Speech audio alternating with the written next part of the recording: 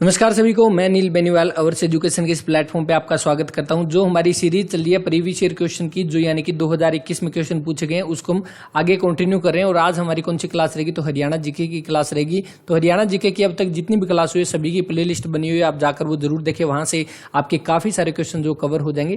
जो आप play list में जाकर देखोगे तो आपको सारे सब्जेक्ट की वहां पे प्ले लिस्ट मिल जाएगी। स्टार्ट करते हैं, देखिए। और आज की क्लास में जो आपका सबसे पहला यहाँ पे जो क्वेश्चन रहेगा, आप देख सकते हैं, हरियाणा के गुरुग्राम जिले में स्थित एक लोक साहित्यिक संग्रहालय है। तो लोक साहित्यिक संग्रहालय हम कह सकते हैं। जो फोकलोर म्यूजियम जो है कहाँ पे आप गुरुग्राम में, तो वो कौन सा हो जाएगा? तो देखिए, ये क्वेश्चन आपका 2 बार पूछा गया, दोनों बार अलग अलग तरीके से पूछा गया। तो पहले तो इसका राइट आंसर देखते हैं क्या हो जाएगा। उरुस्वती संग्रहालय हो जाएगा, ऑप्शन नंबर 2 इसका राइट आंसर होगा। अब देखिए, एक तो आपका यहाँ पे जो क्वेश्चन आपके सामने है ये पूछा गया। दूसरा क्या पूछा गया था कि गुरुग्राम जिले में आपका उरुस्वती संग्रहालय है, वो किसके लिए फेमस है? तो किसके लिए? आपका फोकलोर यहाँ पे जो दिया गया या लोक साहित्य के लिए ये फेमस है। तो दूसरे में आपका ये राइट आंसर माना गया था, यानी ऑप्शन में दिया गया था। तो ये दोनों तरह से आपको क्वेश्चन ध्यान में रखना है। तो कौन सा? ऑप्शन नंबर बी जो इसका वो राइट आंसर बनेगा। ठीक है। अब देखिए, दूसरा यहाँ पे जो दिया गया है ऑप्शन नंबर ए यहाँ पे, तो आपका जहाज कोठी जोनल म्यूजियम जो है ये आपका कहाँ पे रहेगा? तो ये आपका हिसार में रहेगा। कहाँ पे? हिसार में। अब ये क्या है? तो ये 18वीं सदी में, वैसे तो ये क्या था, एक जैन मंदिर था, लेकिन बाद में जब जो आपका जॉर्ज थॉमस जो है जब आपका आया था, तो उसने क्या है यहाँ पे अपना इसको निवास स्थान बना लिया था। और उसके बाद जॉर्ज थॉमस से आपके इंपॉर्टेंट क्वेश्चन बनते हैं, वो कौन कौन से, वो आप ध्यान रखोगे जॉर्ज थॉमस से। तो कौन कौन से? एक तो 21 कहाँ का? तो आयरलैंड का निवासी था। कहाँ का? आयरलैंड का निवासी था जॉर्ज थॉमस, ये इंपॉर्टेंट है। दूसरा, ये 1782 में जो ये भारत में व्यापार करने आया था, 1782 में। कहाँ पे? ये मद्रास में पहुंचा था, लेकिन उसके बाद ये आपका दिल्ली में पहुंचा। तो कब? आपका 1787 में। कब? 1787 में, यानी कि 5 साल बाद जो ये कहाँ पे पहुंच गया? तो दिल्ली में पहुंच गया। और उसके बाद क्या है, ये किस में? तो आपकी जो समरू बेगम जो है उसकी सेना में शामिल हो गया। अब समरू बेगम वाला एक इंपॉर्टेंट क्वेश्चन है। अगर आपको याद हो कि ये क्वेश्चन काफी डाउट वाला था और आपके ग्राम सचिव के एग्जाम में आया था, समरू बेगम का महल कहाँ पे है? तो कहाँ पे हो जाएगा? तो समरू बेगम का आपका गुरुग्राम में हो जाएगा। कहाँ पे? गुरुग्राम में। ये इंपॉर्टेंट क्वेश्चन है, ध्यान रख लेना इसको। तो समरू बेगम का गुरुग्राम में। अब देखिए, ये तो हम बाद में बात करेंगे इसके बारे में। पहले ये देखिए गुरुग्राम के बारे में जो आपकी क्वेश्चन होंगे। तो गुरुग्राम जो है आपका जिला कब बना? तो 1 नवंबर 1966 को आपका जो है गुरुग्राम जिला बना था। उसके बाद 2008 में जो इसको क्या, नगर निगम जो है इसको बना दिया गया, नगर निगम इसमें से बना दिया गया। और उसके बाद कब? आपका दिसंबर 2020 जो है, 20 में एक मानेसर जो है उसको भी यहां से एक दूसरा नगर निगम बना दिया था। कहां से? आपका गुरुग्राम से। तो ये यहां से इंपॉर्टेंट क्वेश्चन बन गए। अब एक करंट अफेयर का क्वेश्चन जो है गुरुग्राम से, कि बिजली वायर मुक्त जो है आपका, बिजली वायर मुक्त आपका पहला शहर अगर पूछ ले, तो पहला शहर आपका कौन सा हो जाएगा? तो वो भी आपका गुरुग्राम हो जाएगा। तो ये भी इंपॉर्टेंट है, करंट अफेयर का बिल्कुल क्वेश्चन रहेगा। इसके अलावा अगर ये पूछ ले कि स्टील बर्तन बैंक की स्थापना कहाँ पे है? तो वो भी गुरुग्राम में हो जाएगी। स्टील बर्तन बैंक की स्थापना, तो वो भी आपकी गुरुग्राम में हो जाएगी। तो ये कुछ एक इंपॉर्टेंट क्वेश्चन है जो यहाँ से एग्जाम के लिए आपके इंपॉर्टेंट बनते हैं। और बाकी समरू बेगम का हमने यहाँ पे पढ़ ही लिया। बाकी जो है आपके इंपॉर्टेंट क्वेश्चन जो आगे आएंगे, आगे हम इसके बारे में डिस्कस कर लेंगे। अब जो है जॉर्ज थॉमस, देखिए आपका आयरलैंड का निवासी था, ये इंपॉर्टेंट है। उसके बाद इसने हांसी को जो है अपनी राजधानी बनाया था, ये भी ध्यान रखना। और उसके बाद 1802 में इसकी जो है बहरामपुर में मृत्यु हो जाती है। बस ये चीज ध्यान रखना है। बाकी जॉर्ज थॉमस, जिसको आपका क्या जहाजी साहिब के नाम से जाना जाता है, ये क्वेश्चन अभी के एग्जाम में पूछा गया, तो हो सकता है ये आपका दोबारा से रिपीट हो जाए। बस ये इतना चीज यहाँ से ध्यान रखनी है। इसके बाद देखते हैं आगे। और बाकी जो यहाँ पे 2 के 2 ऑप्शन दिए हुए हैं। धरोहर संग्रहालय ये आपका कहाँ पे? तो कुरुक्षेत्र में आपका ये रहेगा। और श्री कृष्णा संग्रहालय भी आपका कुरुक्षेत्र में रहेगा। तो आई थिंक चारों के चारों क्लियर हो गए। ये आपका गुरुग्राम में हो गया, ये आपका हिसार में हो गया। तो ये चारों के चारों आप इसको ध्यान रख सकते हैं। इसके बाद नेक्स्ट देखिए, Who was the first to bring to light archaeological evidence of Mahabharata site in Kurukshetra of Haryana? यानी हरियाणा के कुरुक्षेत्र में महाभारत स्थलों के पुरातात्विक साक्ष्य पर प्रथम प्रकाश डालने वाला व्यक्ति कौन था? तो बीबी लाल, ऑप्शन नंबर डी इसका राइट आंसर है। ये क्वेश्चन भी आपका 2 बार रिपीट हुआ है। अब देखिए, यहाँ पे जो बात हो रही है कि इसकी आर्कियोलॉजिकल सर्वे ऑफ इंडिया, यानी कि आपका जो पुरातात्विक विभाग जो है उसके बारे में बात करते हैं। उसके बारे में बात क्या करते हैं? कई बार हम बात ही कर चुके हैं। कौन? अलेक्जेंडर कनिंघम जो है इसके फादर बोले जाते हैं। बस ये आपको ध्यान रखना। बाकी हर एक क्लास में ये क्वेश्चन डिस्कस करते ही आए हैं। इसके बाद नेक्स्ट देखिए, जवाहरलाल नहर जो है डैश से निकाली जाती है और हरियाणा के महेंद्रगढ़ जिले में से गुजरती है। तो इसका राइट आंसर क्या हो जाएगा? भाखड़ा नहर। इसका ऑप्शन नंबर डी जो है वो इसका राइट आंसर रहेगा। अब यहाँ पे देखिए, भाखड़ा नहर जो आपकी हरियाणा में कहाँ पे? तो फतेहाबाद में प्रवेश करती है। कहाँ पे? फतेहाबाद में, और फतेहाबाद में भी कहाँ पे, तो फतेहाबाद के टोहाना में प्रवेश करती है। इसीलिए आपका क्या है, टोहाना को आपका क्या, नहरों का नगर बोला जाता है। नहरों का नगर किसको बोला जाता है, तो वो आपका फतेहाबाद के टोहाना को बोला जाता है। ये इंपॉर्टेंट क्वेश्चन है। इसके अलावा देखिए आपका गुड़गांव नहर, गुड़गांव नहर जो आपकी कहाँ से, ये दिल्ली के ओखला नामक स्थान से निकलती है और कहाँ पे, आपका गुरुग्राम और इसके साथ फरीदाबाद में सिंचाई करता है। पूर्वी यमुना नहर जो अपने हरियाणा में नहीं, ये आपकी यूपी में बहती है। हमारे कौन सी है, तो हमारे पश्चिमी यमुना नहर जो वो बहती है। तो आई थिंक ये चीज क्लियर होगी। इसके बाद देखते हैं आपका नेक्स्ट क्वेश्चन, और यहाँ पे आपके लिए इजी सा क्वेश्चन पूछते हैं कि आपका भाखड़ा, यहाँ पे बात आ गई है तो भाखड़ा डैम जो उसके जन्मदाता किसको बोला जाता है, तो ये क्वेश्चन आपके लिए रहेगा। बाकी आसान सा ही क्वेश्चन है, आई थिंक राइट आंसर तो सभी ही कर दोगे, बिल्कुल इजी सा है।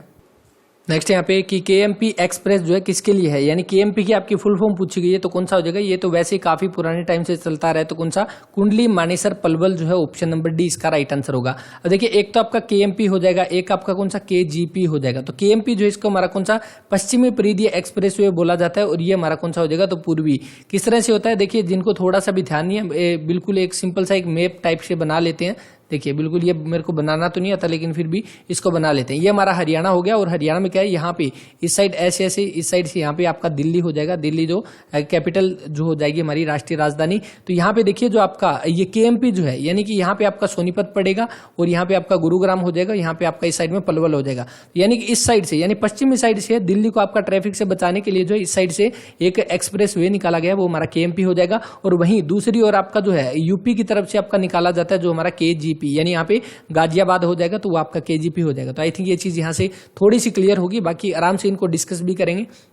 केएमपी देखिए पश्चिम परिधि है, इसकी आपकी लंबाई कितनी है, तो आपकी लंबाई इसकी 135.6 किलोमीटर इसकी लंबाई हो जाएगी। केजीपी जो है या इसकी कितनी, तो 135 किलोमीटर होगी। यानी कि बड़ा कौन सा हो जाएगा, तो केएमपी हमारा इसमें बड़ा हो जाएगा। अब यहाँ पे देखिए एक और क्वेश्चन आया था जो अभी के एग्जाम में पूछा गया था, जिसमें यह बोला गया था कि हमारा लार्जेस्ट टोल प्लाजा जो है, largest toll plaza of India, largest toll plaza of India जो है वो कौन सा हो जाएगा, तो वो आपका हो जाएगा दिल्ली गुड़गांव एक्सप्रेस वे पर। कहाँ पे, दिल्ली गुरुग्राम एक्सप्रेस वे पर जो है आपका, दिल्ली गुरुग्राम एक्सप्रेस वे पर आपका जो है एक टोल प्लाजा है जो आपका लार्जेस्ट टोल प्लाजा हो जाएगा इंडिया का। ये अभी के एग्जाम में पूछा गया, तो हो सकता है दोबारा से यहाँ से क्वेश्चन पूछ लिया जाए। अब ये वाली होगी बात। अब देखिए नेशनल हाईवे के बारे में दो क्वेश्चन, एक तो सबसे बड़ा नेशनल हाईवे जो है बड़ा कौन सा हो जाएगा और छोटा कौन सा हो जाएगा। तो नेशनल हाईवे सबसे बड़ा कौन सा है, तो सभी को पता है, ये क्वेश्चन तो कई बार आ चुका है एग्जाम में। कौन सा, NH10 हम कह सकते हैं या हम NH9 कह सकते हैं, तो ये आपका सबसे बड़ा है, दोनों एक ही बात है। वैसे तो NH10 जो है पुराना नाम है, नया NH9 हो गया, लेकिन HSC अभी भी जो है आपका क्या, NH10 इसको मानती है। इसकी लंबाई कितनी है, तो लगभग 285 किलोमीटर जो इसकी लंबाई है। अब बात यहाँ पे की जा रही है छोटे की, तो सबसे छोटा कौन सा हो जाएगा, तो 148A जो है आपका नेशनल हाईवे सबसे छोटा हो जाएगा। अब यहाँ पे कौन सी आपका, दोनों के दोनों ध्यान रखनी, यहाँ पे नेशनल हाईवे जो हमने कर लिए बड़ा कौन सा, तो NH10 है, और छोटा कौन सा, NH आपका 148 हो जाएगा। अब देखिए यहाँ पे स्टेट हाईवे भी लिख लेना, बाकी यहाँ पे ये क्वेश्चन यहाँ पे खत्म करते हैं। स्टेट हाईवे एक तो हमारा बड़ा हो जाएगा स्टेट हाईवे, एक हमारा छोटा हो जाएगा। तो छोटे की बात करते हैं, तो सबसे छोटा स्टेट हाईवे कौन सा हो जाएगा, तो स्टेट हाईवे नंबर 6A हमारा छोटा होगा। तो छोटा अगर 6 है तो बड़ा कौन सा, तो इसका दुगना कर दो, कौन सा हो जाएगा, स्टेट हाईवे 12 हो जाएगा। तो बस ये ध्यान रखना है आपको। बाकी स्टेट हाईवे और आपके नेशनल हाईवे पे भी हम जल्दी क्लास लेके आएंगे, उसमें ये सारी चीजें आपकी आराम से डिस्कस करेंगे ताकि आपके सारे डाउट यहाँ से क्लियर हो जाए। नेक्स्ट देखते हैं। नेक्स्ट है यहाँ पे कि निम्न में से हरियाणा के किस राजनीतिज्ञ ने भारत के 6वें उप प्रधानमंत्री के रूप में काम किया है, तो वो कौन हो जाएंगे, तो Chaudhary Devi Lal, option number B इसका राइट आंसर है। तो ये आपके कब बने थे, तो ये आपको ध्यान रखना है। सबसे पहले अगर बात की जाए तो 1989 में जो है उप प्रधानमंत्री के रूप में इन्होंने कार्य किया है, 1989 में। दूसरी बार कब बने, तो यानी 2 साल बाद ही 1991 में जो है उप प्रधानमंत्री के पद पर, यानी टोटल कितनी बार, तो 2 बार जो है आपके उप प्रधानमंत्री के रूप में कार्य किया है किसने, चौधरी देवीलाल ने, ऑप्शन नंबर बी इसका राइट आंसर है। इनको किस नाम से, तो आपके ताऊ के नाम से ये जाने जाते हैं, या हम कह सकते हैं किसानों के मसीहा, किसानों के मसीहा जो है ये आप जाने जाते हैं। हरियाणा जो आपका किंग मेकर के नाम से भी अगर पूछ ले, तो किंग मेकर के नाम से भी आपके चौधरी देवीलाल जो है वो जाने जाते हैं। और आपका यहाँ से और इंपॉर्टेंट क्वेश्चन क्या बनेगा कि इन्होंने जो है आपकी बुढ़ापा पेंशन जो शुरू किसने की थी, तो बुढ़ापा पेंशन शुरू करने वाले चौधरी देवीलाल थे। इन्होंने कब शुरू की, तो 1987 में शुरू की। कितने से, सबसे पहले 100 रुपए थे, आज प्रेजेंट टाइम में कितनी है, तो आपकी 2500 रुपए जो है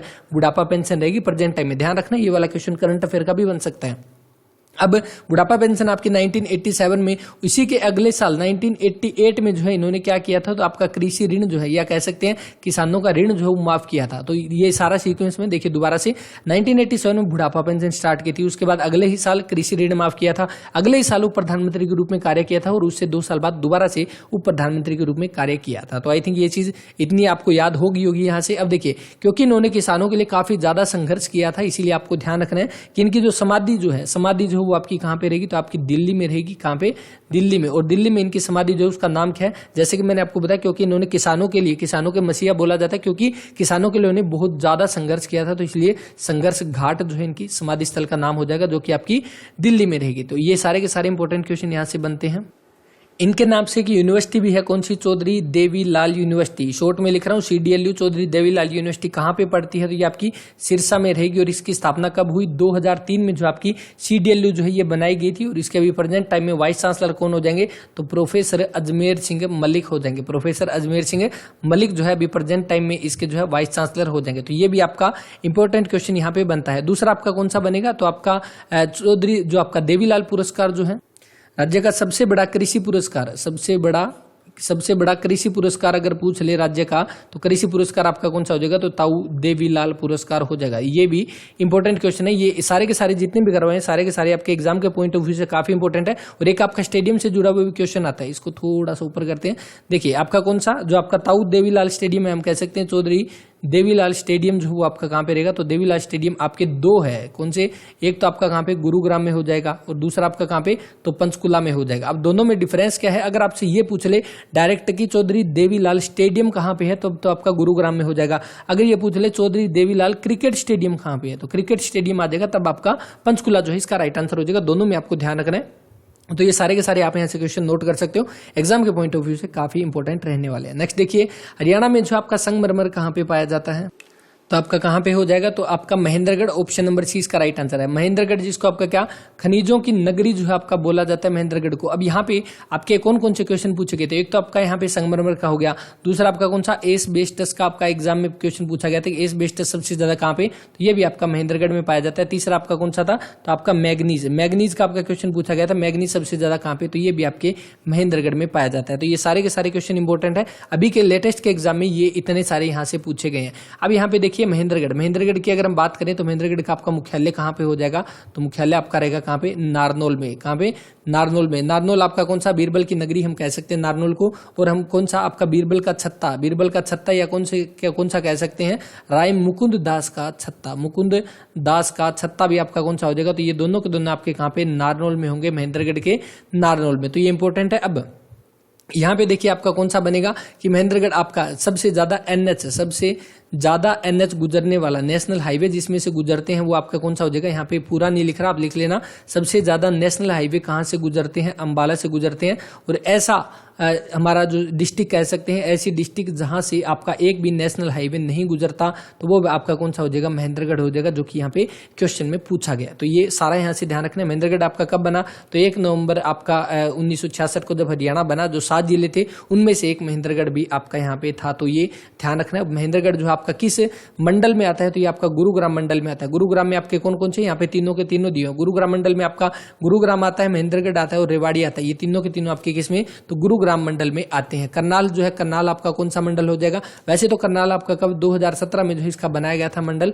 और आपका अभी जो है इसमें करनाल मंडल में कौन कौन से आते हैं, तो करनाल, कैथल और पानीपत। कौन कौन से, करनाल, कैथल और पानीपत जो है ये 3 आपके करनाल मंडल में आते हैं। तो ये भी आप इसको नोट कर सकते हैं। तो इसके बाद देखते हैं नेक्स्ट क्वेश्चन आपका। नेक्स्ट है कि हरियाणा गवर्नमेंट ने जो है आपका 2010 में राज्य की दूसरी भाषा हम कह सकते हैं सेकेंडरी लैंग्वेज का दर्जा किसको दिया, तो किसका आपका पंजाबी को दिया। ऑप्शन नंबर ए जो इसका वो राइट आंसर रहेगा। इससे पहले जो है आपका दूसरी भाषा के रूप में दर्जा दिया गया था किसका, तमिल भाषा को दिया था। किसने, चौधरी बंसीलाल ने जो है तमिल भाषा को सेकेंडरी लैंग्वेज बनाया था। लेकिन बाद में जो है आपकी आधिकारिक रूप से हम बात करें यहाँ पे, तो पंजाबी को 2010 में किसके द्वारा, तो उस समय के आपके जो मुख्यमंत्री हम कह सकते हैं सीएम कौन, भूपेंद्र सिंह हुड्डा के के द्वारा, भूपेंद्र सिंह हुड्डा के द्वारा जो है 2010 में पंजाबी को दूसरी भाषा के रूप में दर्जा दे दिया। बाकी जो है ये क्वेश्चन हमने पहले भी डिस्कस किया तो ज्यादा डिटेल में हम नहीं जाते। हरियाणा में गणगौर त्योहार देवी किसके सम्मान में मनाया जाता है, तो गणगौर के बारे में हमने बात किया था, किसके लिए, शिव और माता पार्वती के लिए जो है आपका ये त्योहार मनाया जाता है। तो कौन सा हो जाएगा, माता पार्वती या माता गौरी, एक ही बात है, तो कौन सा, ऑप्शन नंबर 20 का राइट आंसर बनेगा।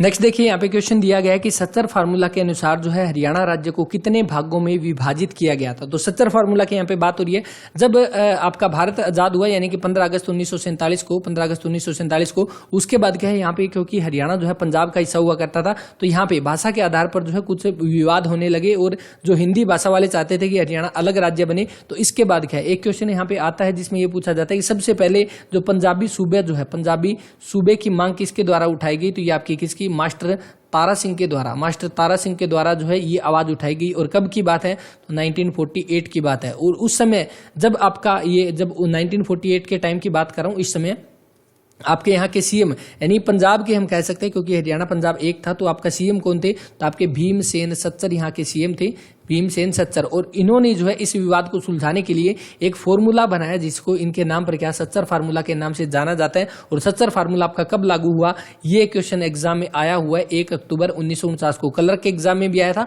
और शायद अभी ग्राम सचिव के एग्जाम में मुझे एग्जैक्ट याद नहीं है यह आया था कि नहीं आया था, बाकी इंपॉर्टेंट क्वेश्चन है, ये एग्जाम में कई बार पूछा गया। तो 1 अक्टूबर 1949 को आपका जो है सच्चर फार्मूला लागू कर दिया गया था। तो ये इंपॉर्टेंट है, इसको आप नोट कर सकते हैं। इसके बाद क्या है, आपका 2 भागों में विभाजित कर दिया, एक आपका कौन सा हो गया, हिंदी भाषी क्षेत्र हो गया या जिसमें हिंदी भाषा बोलेंगे, और दूसरा कौन सा हो जाएगा, तो पंजाबी भाषी क्षेत्र हो जाएगा जहां पे पंजाबी बोली जाएगी। तो ये आपका यहां से इंपॉर्टेंट क्वेश्चन है। बाकी ये जो फॉर्मूला आपका फेल हो गया था, बस ये आपको पता ही है। तो कौन सा बनेगा, कितने भागों में, 2 भागों में विभाजित किया गया था, ऑप्शन नंबर जो बी है इसका वो राइट आंसर रहेगा। इसके बाद नेक्स्ट है यहाँ पे कि हरियाणा में सबसे पश्चिमी जिला यहाँ पे पूछा गया, तो कौन सा हो जाएगा, तो आपका पानीपत, जींद, सिरसा और फतेहाबाद। तो सबसे पश्चिम की बात की जा रही है, तो कौन सा हो जाएगा आपका सिरसा, ऑप्शन नंबर सी इसका राइट आंसर है। यहाँ पे पश्चिम हो गया। उत्तर का भी आपका पूछा गया था इन्हीं एग्जाम में, शायद अभी तक आ गया होगा, नहीं आया तो आगे वाले पेपर में आ जाएगा। तो आपका कौन सा, उत्तर का आपका पंचकुला हो जाएगा। अब कौन सा बचा है, तो आपका पूर्व का बचा है, तो पूर्व में आपका कौन सा, तो यमुनानगर आपका पूर्व का हो जाएगा। और आपका अब कौन सा बचा, दक्षिण का, तो दक्षिण का आप कमेंट कर देना, ये क्वेश्चन आपके लिए छोड़ते हैं। तो यहाँ पे हो गया। अब पानीपत जो है आपका सबसे पहले यहाँ से जेल रेडियो की शुरुआत की गई, कहां से, पानीपत से, ये आपका करंट का क्वेश्चन है। और इसके साथ ही पानीपत को आपको क्या बोला जाता है, तो पेट्रोकेमिकल हब बोला जाता है, बुनकरों का शहर भी उसको बोला जाता है, ये साथ ही पेट्रोकेमिकल हब कह सकते हैं इसको आपका पानीपत को। एकमात्र ऐसा जिला जो आपका 2 बार गठन हुआ है, यानी इसका 2 बार गठन हुआ है, तो ये भी इंपॉर्टेंट है। इसके साथ ही जींद आपका हार्ट ऑफ हरियाणा हो जाएगा। फतेहाबाद आपका कौन सा, इसका पुराना नाम पूछा गया जो कि अभी के एग्जाम में इकदार के नाम से ये जाना जाता था। फिरोज शाह तुगलक ने जो है इसको बसाया था, किसके नाम पर, अपने बेटे फतेह चंद के नाम पर जो इसका नाम फतेहाबाद रखा गया। और कब, 1351 की ये बात है। तो ये सारे के सारे इंपॉर्टेंट है। और फतेहाबाद का टोहाना जो है, इसके बारे में हमने अभी बात की है, तो वो कौन सा हो जाएगा, जो हमारा नहरों का नगर जो आपको बोला जाता है टोहाना को, ये अभी हमने डिस्कस किया है। सिरसा आपका संतों की नगरी हो जाएगी। और इसके साथ ही आपका कौन सा हो जाएगा, सिरसा की आरक्षित सीट की अगर हम बात करें तो काड़ावाली इसकी आरक्षित सीट रहेगी। इसके बाद देखते हैं नेक्स्ट क्वेश्चन। नेक्स्ट है यहाँ पे कि हरियाणा में कैथल जिले में डैश का मकबरा है, यानी किसका मकबरा है, जो भारत की पहली महिला शासक थी, हम कह सकते हैं पहली आपकी मुस्लिम शासक कह सकते हैं, पहली आपकी महिला शासक कह सकते हैं। तो कौन, Razia Sultan, option number C इसका राइट आंसर है। रजिया सुल्तान जो है, देखिए भारत में आपकी जो है सबसे पहले हम बात करें दिल्ली सल्तनत की, तो दिल्ली सल्तनत की आपकी शुरुआत कब से होती है, सल्तनत की आपकी शुरुआत कब से, तो 1206 से शुरुआत होती है। और 1206 में कौन सा, तो आपका गुलाम वंश आया था। आपको ध्यान होगा गुलाम वंश किसने, कुतुबुद्दीन ऐबक ने जो इसको बसाया था, यानी कुतुबुद्दीन ऐबक जो है इसने शुरू किया था। कौन सा, गुलाम वंश, या हम इसको कह सकते हैं कौन, स्लेव डायनेस्टी कह सकते हैं, या हम इसको मामलुक वंश भी बोल सकते हैं। ये तीनों के तीनों एग्जाम में आए हुए हैं, इसीलिए आपको ये मामलुक बताया, क्योंकि कई बार एग्जाम में कंफ्यूजन हो जाती है। अब देखिए यहाँ पे कुतुबुद्दीन ऐबक जो है, इसका हम कह सकते हैं इसका गुलाम था, या हम कह सकते हैं इसका दामाद भी था। तो वो कौन था, तो आपका इल्तुतमिश था। इल्तुतमिश जो है इसका दामाद था और गुलाम था, यानी कि कुतुबुद्दीन ऐबक जो है ये आपका कब, 1206 में राजा बना था। 1210 में इसकी चौगान खेलते हुए घोड़े से गिरकर मृत्यु हो गई थी, 1206 में किसकी, कुतुबुद्दीन ऐबक की। इसके बाद जो है राजा कौन बना, तो आपका इल्तुतमिश बना था। कौन, इल्तुतमिश बना था। और इल्तुतमिश जो कब, तो आपका 1210 से लेकर 1236 तक या इसने शासन किया था दिल्ली सल्तनत पर। अब यहाँ पे आपसे ये क्वेश्चन पूछा जा सकता है कि कुतुबुद्दीन ऐबक जो है, जो आपका गुलाम वश जो है, इसकी स्थापना तो कुतुबुद्दीन ऐबक के द्वारा की गई, लेकिन आपसे ये पूछ ले कि जो गुलाम वश जो है इसका वास्तविक संस्थापक किसको बोला जाता है, तो वो इल्तुतमिश को वास्तविक संस्थापक बोला जाता है। अब देखिए 1236 में इल्तुतमिश के मरने के बाद क्या है, इसकी बेटी जो कि कौन है, रजिया सुल्तान है, वो शासिका बनती है कब, 1236 में। और 1240 में जो है कैथल में जो है इसको डाकुओं के द्वारा मार दिया जाता है, यानी यूं कहें कि इसको मरवा दिया जाता है तो कैथल में, और वहीं पे जो इसका मकबरा रहेगा कैथल में। तो कौन सा, ऑप्शन नंबर सी इसका राइट आंसर रहेगा, रजिया सुल्तान। इसके बाद नेक्स्ट देखिए, भिवानी जिले का नाम जो है राजपूत राजा डैश की पत्नी के नाम पर रखा गया, तो किसका, राजा नीम की पत्नी के नाम पर जो है आपका भिवानी जिले का नाम रखा गया। अब यहाँ पे देखिए आपका भिवानी की बात करें तो भिवानी की आपका ये कब बना, तो जब आपके 1 नवंबर 1966 को जब हरियाणा बना, तब कितने आपके 7 डिस्ट्रिक्ट हमारे ऑलरेडी थे, और उसके बाद 8वां कौन बना था, 8वां या 9वां में एक साथ कह सकते हैं, कौन, आपका भिवानी और आपका सोनीपत। भिवानी और सोनीपत जो है आपके एक साथ बने थे। ये कब बने थे, तो 22 दिसंबर 1972 को जो है आपका एक साथ बनने वाले 2 डिस्ट्रिक्ट हम कह सकते हैं कौन थे, भिवानी और सोनीपत। तो ये हो गया। अब देखिए भिवानी की आपकी हम आरक्षित सीट की अगर हम बात करें तो भिवानी का जैसा ही नाम रहेगा कौन सा, बवानी खेड़ा। तो भिवानी की आपकी बवानी खेड़ा जो है आरक्षित सीट रहेगी।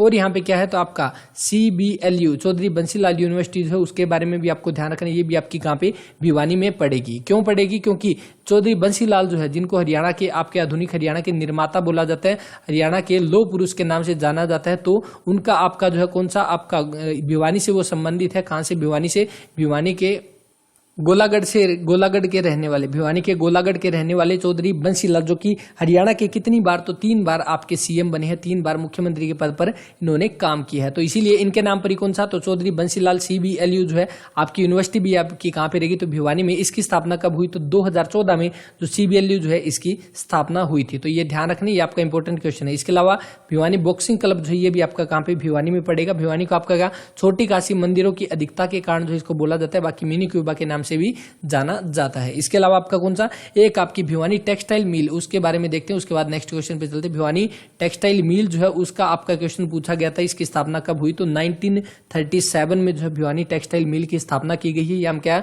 BTC Bhiwani textile mill, BTM है इसको बोल सकते हैं, या हम कह सकते हैं भिवानी टेक्सटाइल मिल 1937, ये डेट आपको याद रखनी है। इसमें इसकी स्थापना की गई कहां पे, भिवानी में। चलिए देखते हैं नेक्स्ट क्वेश्चन। हरियाणा की पहली महिला राजनीतिज्ञ कौन है जिसने राज्य की राज्यपाल के तौर पर काम किया है। राज्यपाल नहीं, यहाँ पे उपराज्यपाल आएगा। उपराज्यपाल के किसके, तो पुदुचेरी के जो है उपराज्यपाल के पद पर काम किया है, तो किसने, तो वो आपका हो जाएगा ऑप्शन नंबर ए, यहाँ पे चंद्रावती इसका राइट आंसर रहेगा। अब चंद्रावती जो है इनका संबंध कहाँ से रहेगा, तो चरखी दादरी से जो है इनका संबंध रहेगा, चरखी दादरी से, जो कि आपका चरखी दादरी के कहाँ से, डालाबाद से की रहने वाली आपकी चंद्रावती जो है ये इसका राइट आंसर रहेगा, जो कि हरियाणा की पहली राजनीतिज्ञ हो जाएगी। या हम कह सकते हैं हरियाणा की पहली महिला सांसद भी बोल सकते हैं, महिला सांसद। तो इसको आप नोट करेंगे। इसके बाद देखिए नेक्स्ट, निम्न में से कौन सा जो है फुलकारी का प्रकार नहीं है, फुलकारी का टाइप नहीं है, तो कौन सा, आपका नीलक है, तिलपत्र है, चौपे है। तो आपका मुद्दा जो है, मुद्दा आपका ये आपका फुलकारी का टाइप नहीं रहेगा, कौन सा, ऑप्शन नंबर सी यहाँ पे। उसके बाद नेक्स्ट, हरियाणा के निम्न में से कौन सा जो है रेडियो स्टेशन सबसे पुराना हो जाएगा। तो हरियाणा में कितने हैं, तो आपके 3 रेडियो स्टेशन है। कौन कौन से, तो एक आपका हिसार में हो जाएगा, एक आपका रोहतक में, एक आपका कुरुक्षेत्र में। यानी कहां पे नहीं है, तो गुरुग्राम में तो आपका है ही नहीं। ठीक है, अब देखिए आपका रोहतक में जो है इसकी स्थापना कब हुई, तो 8 मई 1976 को जो है, 8 मई 1976 को जो आपका रोहतक का जो आकाशवाणी केंद्र है इसकी स्थापना हुई। उसके बाद दूसरा का कौन सा हो जाएगा, कुरुक्षेत्र, जो आपका कौन सा, 24 जून 1991 को जो है आपका कुरुक्षेत्र की स्थापना होती है। और इसके बाद कब, 1999 में, यानी 1999 में आपका आकाशवाणी हिसार की जो है वो स्थापना होती है। तो ये हो गया आपके 3। अब यहां से इसने पूछा कि सबसे पुराना कौन सा हो जाएगा, तो 1976 वाला हो जाएगा, जो कि आपका कौन सा, ऑप्शन नंबर 20 का राइट आंसर रहेगा। अब देखिए आपका हो गया ये वाला। अब एक दूरदर्शन के बारे में पूछा जाता है, दूरदर्शन आपका केंद्र कौन सा हो जाएगा, तो वो आपका एकमात्र कौन सा है, तो हिसार का है। और इसकी स्थापना कब, 2002 में हुई थी। किसके द्वारा, सुषमा स्वराज के द्वारा जो है इसका उद्घाटन किया गया। बस आपका ये इंपॉर्टेंट क्वेश्चन है। इसके बाद देखते हैं आपका नेक्स्ट क्वेश्चन। नेक्स्ट है यहाँ पे कि निम्न में से कौन सी नदी जो है अरावली की पहाड़ियों से निकलती है। अरावली की पहाड़ियां यानी बात की जा रही है दक्षिण भाग की, तो आपकी मारकंडा और आपकी घग्गर और टांगरी, ये कौन सी है, तो आपकी उत्तरी नदी हो जाएगी। तो कौन सी बची, आपकी साइबी, ऑप्शन नंबर सी यहाँ पे राइट आंसर है। अब साइबी नदी से आपके कौन कौन से क्वेश्चन पूछे गए थे। एक तो आपकी बहरोड की पहाड़ी से जो है, बहरोड की पहाड़ी से आपकी कौन सी नदी निकलती है, तो वो आपकी साइबी नदी हो जाएगी। या हम कह सकते हैं जीतगढ़ के पास से, जीतगढ़ के पास ही पड़ती है आपकी बहरोड की पहाड़ी, वहां से आपकी साइबी नदी निकलती है। ये अभी के एग्जाम में क्वेश्चन पूछा गया है। दूसरा आपका साइबी नदी से कौन सा क्वेश्चन बनेगा, किसके ऊपर कौन सा है, तो मसानी बांध जो है किसके ऊपर रहेगा, तो आपका साइबी नदी पर कहां पर पड़ता है, तो ये रेवाड़ी में आपका पड़ता है। अब आपकी साइबी नदी जो है किसकी सहायक नदी है, तो ये यमुना की सहायक नदी हो जाएगी आपकी साइबी नदी। ये सारे के सारे कवर हो जाएंगे। अब देखिए आपका और कौन सा बचा यहाँ पे, मारकंडा। मारकंडा के बारे में मैंने आपको कितनी बार बताया, इससे मारकंडा से सबसे ज्यादा क्वेश्चन यहाँ पे पूछे गए। पुराना नाम अरुणा है और बाकी तो मैं क्या बार बार बताऊं, आप इसको पढ़ ही लेना। इसको देखिए जल्दी जल्दी बोलते हैं, पुराना नाम इसका क्या हो जाएगा, आपका अरुणा हो जाएगा। और इसके साथ ही हरियाणा में जो है आपकी कहां से, तो अंबाला से प्रवेश करती है। इसके बाद आपकी कहां पे, कुरुक्षेत्र की सनीसा झील में जाकर गिर जाती है। घग्गर जो है आपकी कहां से, हिमाचल प्रदेश के डागसाई से निकलती है। हरियाणा में सबसे पहले कहां पे, तो ये कालका में प्रवेश करती है हरियाणा में। और इसके ऊपर कौन सा, ओटू बांध, कौशल्या बांध आपका घग्गर नदी पर हो जाएगा। टांगरी नदी जो है आपकी कहां से, मोरनी की पहाड़ी से निकलती है और ये किसकी, आपकी मारकंडा की सहायक नदी हो जाएगी टांगरी नदी। तो ठीक है, इतने सारे क्वेश्चन हो चुके। इसके बाद नेक्स्ट देखते हैं।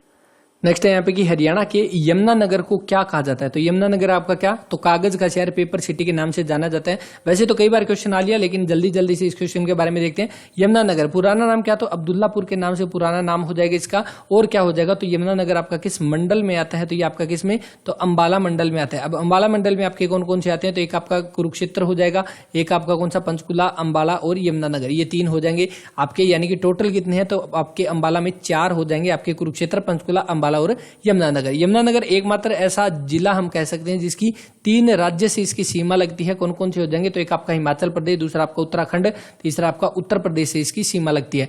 यमुनानगर आपका बना कब था, तो इसका गठन कब हुआ, तो 1 नवंबर 1989 को, जब आपके 4 डिस्ट्रिक्ट बने थे, तो उनमें से एक भी आपका यमुनानगर था। इसकी आरक्षित सीट अगर पूछ ले, तो आरक्षित सीट कौन सी हो जाएगी, तो सढौरा जो है इसकी आरक्षित सीट रहेगी। और सढौरा का किला भी पूछ ले, क्योंकि यहाँ की आरक्षित सीट है, इसीलिए आपका सढौरा जो है, आपका सढौरा का किला जो है वो भी आपका कहां पे, यमुनानगर में रहेगा। छछरौली जो पूछा जाता है, हरियाणा का जो चेरापूंजी किसको, छछरौली को बोला जाता है, जहां पे सबसे ज्यादा बारिश होती है, तो वो भी आपका कहां पे, यमुनानगर में पड़ेगा। अब छछरौली अगर यमुनानगर में है, तो छछरौली का किला भी कहां पे रहेगा, तो ये भी आपका यमुनानगर में रहेगा। ये हो गया। अब देखिए जो आपकी 20वीं पशु गणना जो हुई थी, उसके अकॉर्डिंग यहाँ पे 2-3 क्वेश्चन बनते हैं कि सबसे ज्यादा हाथी अगर पूछ ले, तो सबसे ज्यादा हाथी कहां पे, यमुनानगर में रहेंगे। अब हाथी आपके क्या खाते हैं, तो आपके गन्ना खाते हैं, तो इसीलिए सबसे ज्यादा गन्ना का उत्पादन कहां पे होता है, तो ये भी आपका यमुनानगर में होता है। ये सारा मैं जल्दी जल्दी इसीलिए बता रहा हूं, कहीं आप बाद में ये कमेंट करो कि आराम से करवा लेना। तो देखिए ये पिछली क्लास में हमने किया था, बस एक बार आपका रिवीजन यहां से हो जाएगा। तो देखिए हाथी गन्ना खाता है, तो गन्ना सबसे ज्यादा कहां पे, यमुनानगर में हो जाएगा।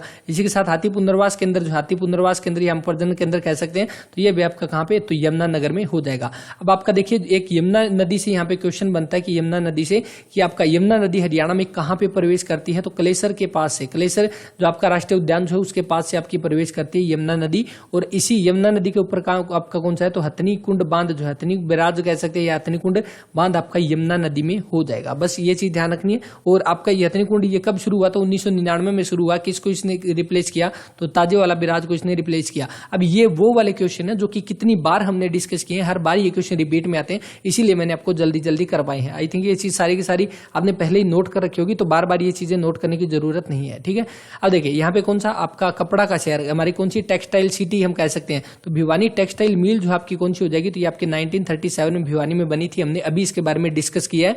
और आपका कौन सा स्टील सिटी और आपकी मैग्नेट सिटी कौन सी, हिसार हो जाएगी। एक आपका कौन सा, जो आपका पीतल नगरी के बारे में क्वेश्चन आता है, पीतल नगरी, इसके बारे में मैंने बताया। वैसे तो रेवाड़ी है, अगर रेवाड़ी ऑप्शन में ना आए तो आप जगाधरी जो है वो टिक करोगे पीतल नगरी के बारे में। आई थिंक ये सारी की सारी क्लियर होगी आपकी, क्योंकि ये सारी की सारी चीजें हम कई बार डिस्कस कर चुके हैं। इसके बाद देखते हैं नेक्स्ट क्वेश्चन।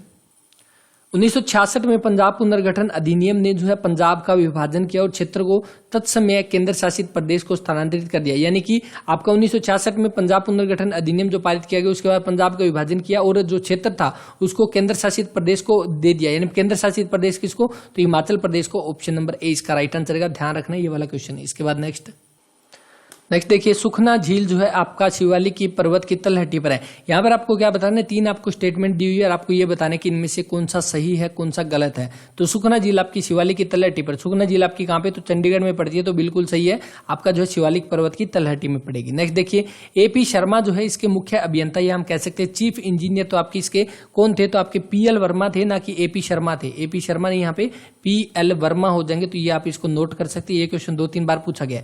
इसके अलावा कौन सा, ये कृत्रिम म्यूजियम झील है 1958 में बनाई गई थी, तो बिल्कुल ठीक है। तो कौन सा गलत, कौन सा, तो ऑप्शन नंबर जो सेकंड है वो यहाँ पे गलत है। तो इसके अकॉर्डिंग कौन सा पहला और तीसरा जो सही हो जाएंगे, ऑप्शन नंबर थर्ड यहाँ पे राइट आंसर रहेगा। अब यहाँ पे चंडीगढ़ की जो बात की जा रही है, तो चंडीगढ़ आपका जो है कब इसको यूनियन टेरिटरी बनाया गया, तो 1 नवंबर 1966 को जब हरियाणा बना उसी टाइम इसको जो है केंद्र शासित प्रदेश बना दिया गया। और इसको जो है कब 2007 में जो है इसको कौन सा धुआं मुक्त हम कह सकते हैं स्मोक फ्री सिटी इसको बनाया गया था 2007 में। अब और इंपॉर्टेंट यहाँ पे क्या बनेगा, तो आपका पंचायतों से जुड़ा हुआ आपका क्वेश्चन जैसे कि इंपॉर्टेंट है, तो इसलिए आपको ये भी ध्यान रखना है कि आपका हरियाणा पंचायत भवन जो उसका निर्माण कहाँ पे किया गया, हरियाणा पंचायत भवन का निर्माण कहाँ पे किया गया, तो वो चंडीगढ़ में किया गया। और चंडीगढ़ में कहाँ पे, तो सेक्टर 28 में जो है आपका हरियाणा पंचायत भवन जो है उसका निर्माण किया गया है। आई थिंक ये चीज क्लियर होगी। अब देखिए और हमारा कौन सा बनेगा चंडीगढ़ से जुड़ा हुआ, तो चंडीगढ़ में आपकी लोकसभा की कितनी सीट है, तो एक आपकी लोकसभा की सीट रहेगी।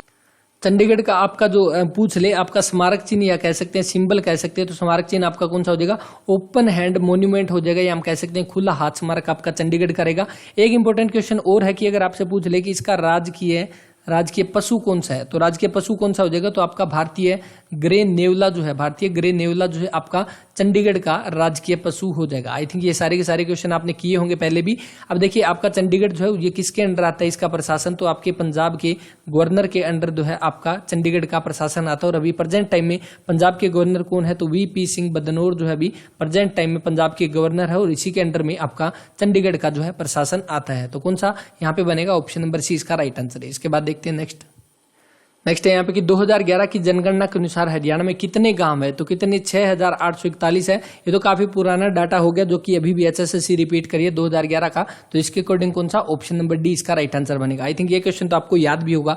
अब यहाँ पे गांव की बात हो चुकी है, तो ये ध्यान रखना कि सबसे कम गांव पूछ ले, सबसे कम गांव हरियाणा में सबसे ज्यादा गांव पूछ ले, तो दोनों के दोनों डाटा आपके लिए इंपॉर्टेंट है। तो सबसे कम गांव आपके कहां पे रहेंगे, तो ये आपके रोहतक में रहेंगे। कहां पे, कम ऊपर लिखते हैं, कम यहाँ पे आपके रोहतक में सबसे कम हो जाएंगे। और अगर पूछ ले ज्यादा, तो ज्यादा आपके कहाँ पे, यमुनानगर में सबसे ज्यादा गांव रहेंगे। अब ये तो होगी गांव की बात। अब पंचायत की भी बात यहाँ पे कर लेते हैं, तो सबसे ज्यादा पंचायत और कम की बात, पंचायत कम और आपकी ज्यादा की भी बात हो जाए, तो देखिए कम पंचायत कहाँ पे हो जाएगी, तो कम आपकी फरीदाबाद में रहेगी, और ज्यादा की अगर बात करें तो ज्यादा आपकी यमुनानगर में रहेगी। तो ये भी आप इसको नोट कर सकते हैं, यमुनानगर। तो गांव में अगर देखें तो सबसे कम रोहतक है, लेकिन पंचायत की बात अगर हो जाए तो सबसे कम आपकी फरीदाबाद है, और गांव में सबसे ज्यादा यमुनानगर है, और पंचायत में भी सबसे ज्यादा यमुनानगर हो जाएगा। तो ये करंट का डाटा है, तो आप इसको नोट कर सकते हैं, एग्जाम में यहां से आपके क्वेश्चन बन सकते हैं। इसके बाद नेक्स्ट है यहाँ पे कि बेकना जो है नदी किसकी सहायक नदी हो जाएगी, तो ये क्वेश्चन भी कई बार आ गया। तो कौन कौन सी, एक तो आपकी बेकना है, एक आपकी कौन सी रण है, एक आपकी नकटी है, तीनों सहायक नदी किसकी हो जाएगी, तो मारकंडा की सहायक नदी, ऑप्शन नंबर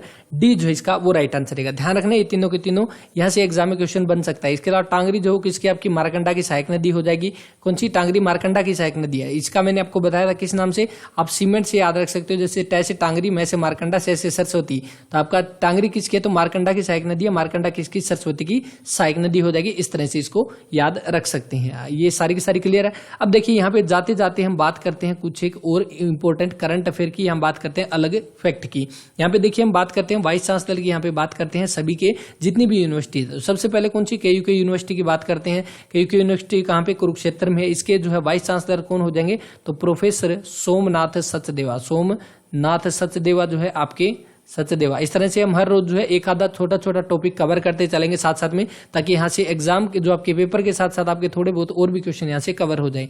कुरुक्षेत्र के आपके कौन से, प्रोफेसर सोमनाथ सचदेवा हो जाएंगे। इसके बाद हमने CDLU के बारे में हमने अभी डिस्कस किया, तो कौन से, अजमेर मलिक जो आपके CDLU के यहाँ हो जाएंगे। इसके अलावा आपका कौन सा MDU जो महर्षि दयानंद यूनिवर्सिटी कहाँ पे, रोहतक में रहेगी। तो इसके कौन है, तो प्रोफेसर राजवीर सिंह जो है इसके वाइस चांसलर हो जाएंगे। इसके अलावा कौन सा, पंडित लक्ष्मीचंद यूनिवर्सिटी जो है, लक्ष्मीचंद ये भी आपकी कहाँ पे है, रोहतक में, और इसके भी आपके कौन है, तो प्रोफेसर राजवीर सिंह जो है इसके दोनों के आपके जो है वाइस चांसलर रहेंगे, इन दोनों के। किसकी, तो आपके HAU हरियाणा एग्रीकल्चर यूनिवर्सिटी जो है उसके बारे में बात करेंगे। तो इसके जो है आपके वाइस चांसलर कौन है, तो बलदेव कंबोज जो है अभी इसके जो है आपके वाइस चांसलर रहेंगे। इसके अलावा GJU गुरु जम्बेश्वर यूनिवर्सिटी, देखिए बलदेव कंबोज जो है ये आपकी मार्च के आसपास की बात है। इससे पहले कौन, समर सिंह जो है इसके वाइस चांसलर थे। और ऐसे ही गुरु जम्बेश्वर जो है इसके पहले कौन, तो टंकेश्वर कुमार थे। अभी इसकी जगह पे कौन बने, तो बलदेव कंबोज जी अभी इसके वाइस चांसलर रहेंगे जो हमारे GJU के।